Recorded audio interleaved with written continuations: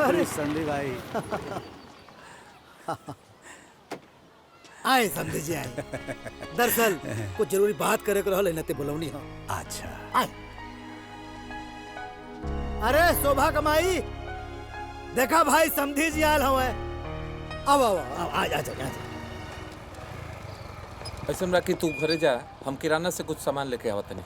जी ठीक बजा।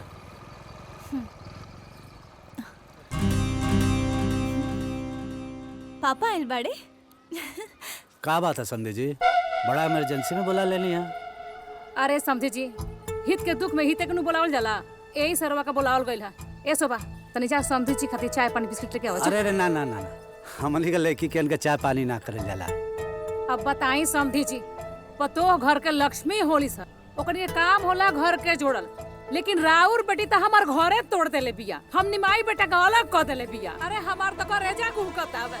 इकुल पहले न बताए के चाहिए। अब का बताई, पहले सोचने की घर का बात घरे में रहे, का टकरार पकरार बाहर जाए लोग हंसी, लेकिन जब सर से पानी ऊपर उठ गए तब बुलावे के पड़ गए रउआ के। रउआ चिंता मत करी समझे जी, जरूरत पड़ी तो के थप्पड़ो लगाए, हम ऐसा ना होके देव। आवे दो के हम समझावत ताने। देख ले अब आपे के देखे के हो। पापा खुश है। तू ठीक बाड़ू ना? एकदम ठीक बानी। रवा कैसन बानी? हमरो ठीक और बा। माई? वो ठीक बाड़े। बैठी ना, हम अरे चाय ना बना ना के ना लावत हनी। बेटा, बेटी के घर के चाय ना पियल जाला। बेटा तो से एगो बात करे के रहला। ठीक बा पापा। आई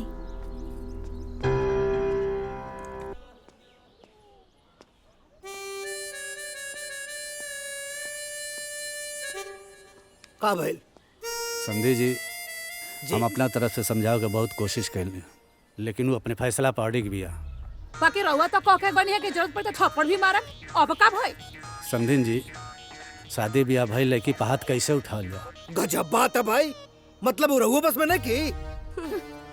संदीप जी, ये हमसे ना हो पाई, हमके माफ करी, जाता नहीं। माफ कर दा ला, ये कौन बात भाई? माफ कर दा। बाप रे बाप, हमार तो किस्मत फूट गइल बा, बढ़ानी मारो। तू नौटंकी मत किया करा। अरे जब अपने बाप का नहीं की सुनत, तो हमार का सुनी। ए ना देखत रानी, लालच मत करो। अरे रौरा ने बेटवा कर दीवाना भई रहे, हम तो दोसर लड़की देखे रहनी नु। ला ला ला ला ला ला ला ला ला ला नौटंकी बाजी, नौटंकी करा, पागल कर दिन में सब लोग हमरे पे छनकता। जाय देना माई। हार बजाओ माई तोर, भाग यहाँ से।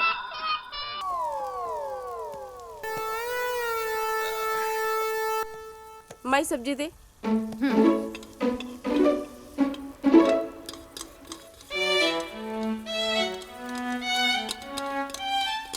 रोटी दे। ले जा।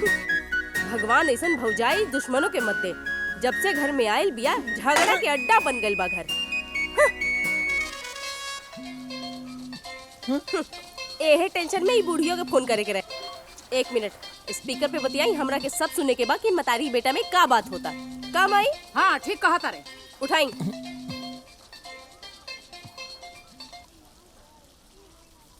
हाँ माई प्रणाम। आग लगे तोरे प्रणाम में। घर आए के बा के ना, या उहे चुड़ैलिया के साथ घर बसावे के बात हो रही है। चुड़ैल माई। नाही माई, बस लिवा के आवत आनी। चुप रहा, बीवी के पीछे लगो। जोरू के गुलाम, फोन दा अपन सास के, फोन दा। ले माई। हाँ समधिन जी, प्रणाम। का समाचार बा? प्रणाम प्रणाम सतीन जी। अगर उनकरा के दुनियादारी की चिंता ना हा, तो का तोरा के भी दुनियादारी की चिंता ना हा? काहे खिसी आइल बानी? अरे किसी याद नहीं की, हमार तो तन बदन में आग लागता। का उहे उकरा के घर बसावे के हा? ना ना, ऐसा कोनो बात नहीं है। जोरू के गुलाम अपन माई बाप के तो भूल गई, और उ बहू वो के अपन सास ससुर के याद नहीं खावत। अब एक बात बताई, दोंगा करावे के हा के ना, या उहे बसावे के बा उनकरा के घर? दोंगा? दोंगा? अब सुन ली समझी जी, अगर अब दोंगा ना भइल तो हम दोनों प्राणी भी उहे आकर बस जाए। समझ गई नी आप?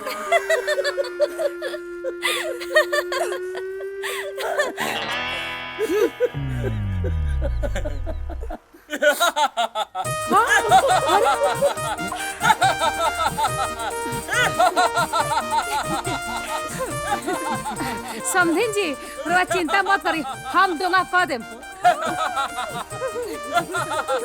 रे पनरी के पूछ, पनरिया के चढ़ावला सत्ते चढ़ाता है रे, ओकरा कहला पर जौन मन करता तौन करता रहते। 4 दिन बाद तोर भूत उतर जाई तब हम देखे। माई पुलिस आइल बिया। पुलिस?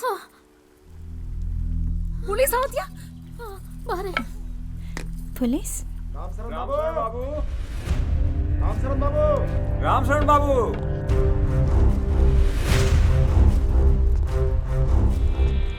रामशरण बाबू आप ही हैं? हाँ जी जी जी।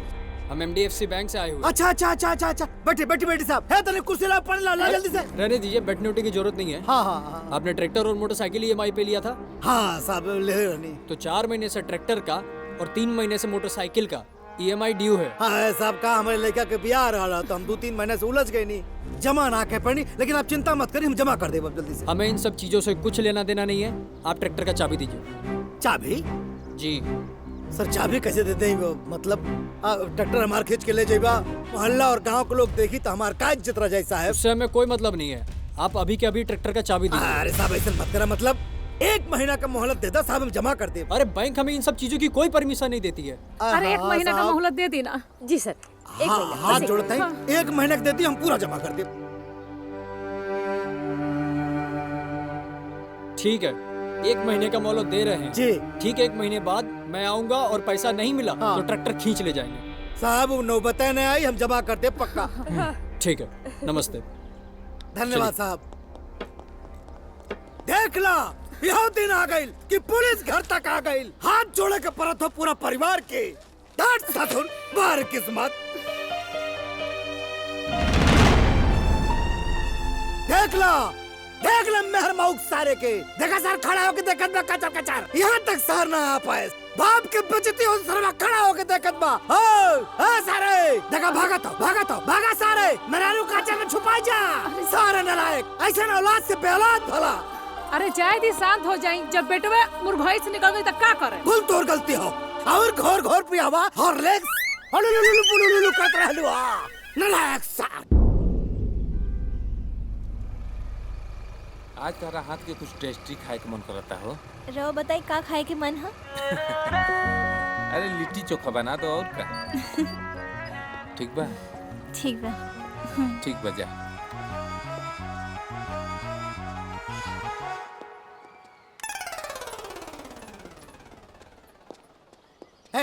चल तनी बात करे को तो से हमके। कहा? अरे भाई को जरूरी बात करे को, चल ना। हम ना जी ना जाइबा, जरूरी बात चल चल। अरे का हो बताओ। चल चुपचाप।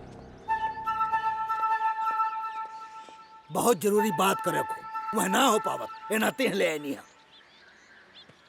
जी बोलिए। बोलिए।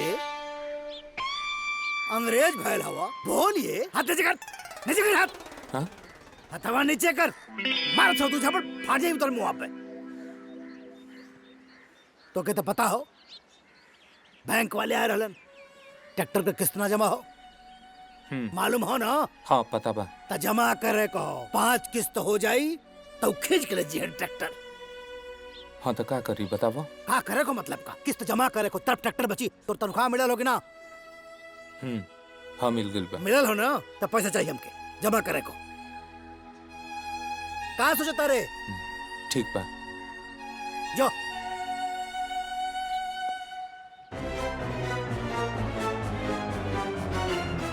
बोलिए। सारे पापी नहीं था।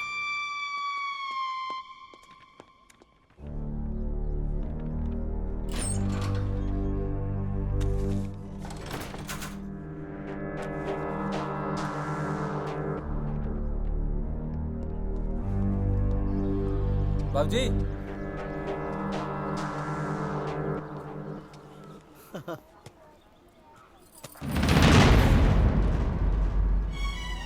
रवा ये पैसा नहीं दे सकत। काहे नहीं दे सकत? जब हम अपना मम्मी पापा के पैसा नहीं दे सकत तो रवा भी ना दे सकेनी। काजल, बाबूजी के पैसा के जरूरत बा। हमरो भी पापा के जरूरत रहे। काजल बात के समझा। रवा काहे नहीं की समझत? काजल बहुत ज्यादा हो रहल बाप। अगर दोबारा रवा ऐसन कही नहीं तो हम जहर खाकर अपन जान दे दे। बहुत सुना ना, अरे कहने से तेरे आए ट्रैक्टर खींच के चल जाए रे पगला, रोको के। बाबूजी आज जौन हो रहल बानू इस सबके जिम्मेदार रहुए सभी पानी जा। पागल होवे कारे, हम का कहनी हा? अरे बेटा वो नाटक कर दिया नाटक। अरे माई नाटक का डरामा के तो तू बातें मत करो। आज जहर खाली तो का करबू, एक और रिस्क ले हम। हाय रे हमार किस्मत, अरे हमार बेटा अपना मेहरारू के चलते अपना पापे से रुपया छीनलस हो दादा। अब हमार बेटा गुलाम हो गई हो दादा। जौन जौन ओकर नौकी माई सिखाओ तारी तौन तौन करता हो दादा। चुप चुप एकदम चुप रहा, शांत रह। जाकर अपने बेटे को समझाओ, यहाँ का चिल्लात पाड़ू। मेहर माऊ को अगर सरवा दिमाग खराब करता हूँ ये करके। अब एकदम आवाज मत निकलिए, खोपड़ी सर का तो मार समझ ला। पैसा जमा कर को दिमाग ना काम करता हो।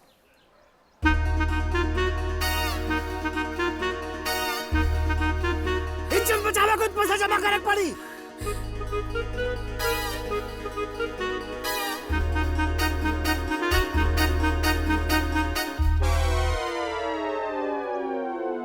एकदम मौका हो गए हो हमारे लड़का, मौका हो गए हो। ऐसा ऐसा नहीं होता सर। सर सुनिए सर सुनिए, मजाक छोड़िए सर, सुनिए। अरे बैंक का सिस्टम होता है, उसे फॉलो करना पड़ता है। ले चाबी ले, देखिए आप बहुत परेशान कर रहे हैं, समझ में नहीं आता आपको। चाची ऐसा लोन लेते वक्त सोचना चाहिए था आपको। मत ले जा। अभी पीछे सुनिए आप सब, कुछ नहीं सुन रहा है। चलिए पीछे चलिए आप लोग, चलिए जाइए। लेके चल बेटा, हाँ देखा होता ट्रैक्टर में खींच के ले जाता मैं। हाँ पूरे गांव वाले के सामने कितनी बचती भाई रखवा ले। हाँ अरे पत्थर हवे कारे आए ए आनंदवा, अरे सुन रे निर्दया रे, तोरा आँख के सामने सब ट्रैक्टर लेके चल गए सर। अरे सारा गांव के सामने इज्जत चल गई। अरे घटुआर नियर देखते चल गई। अरे तोरे इज्जत के बड़ी चिंता अरे इतना पैसा कमा के क्या करबे रे दादा? अरे तोरा जैसन कट करे औलाद भगवान केहू के ना दे। अरे मौका सरवा। पूरा फिल्म देखे खातिर अभी डाउनलोड करी दंगल प्ले ऐप।